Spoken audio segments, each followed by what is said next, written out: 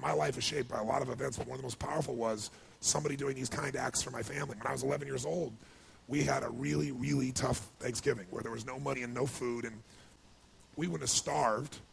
We always found a way to get something, but we weren't going to have a Thanksgiving dinner, that's for sure, certainly not a feast of any sort. And my mom and dad at the time were fighting like cats and dogs and saying things that once you say them, you can never take them back, you know, the kind of stuff I'm talking about. And my mom was screaming at father about how he couldn't even take care of his own family, and it was horrible. And I have a younger brother and younger sister. I'm the oldest. So I was trying to keep them from hearing this conversation, and then a miracle happened. Bang on the door.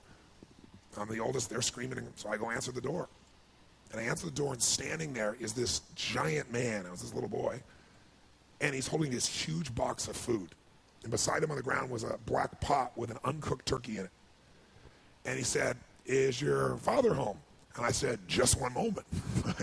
I was like unbelievably euphoric. I thought, this is a gift from God. This is going to change it all. This is going to make my mom and dad happy. It's going to be unbelievable. So I go, my father is screaming at my mother through a closed door to the bedroom door.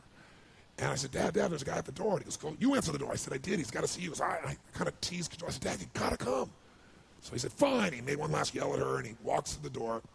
And I'm waiting there, just can't waiting to see his face. And my dad opens the door, and this man's standing there with this big box of food.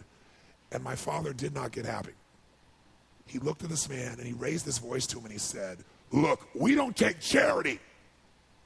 And then he took the door to slam it in the man's face. But the man was a good-sized man. He put his foot there and smacked his foot and bounced back open. He said, Sir, this is not charity. Everybody has tough times. Somebody knows you're having a tough time. And they want you to have a magical Thanksgiving. I'm just the delivery guy."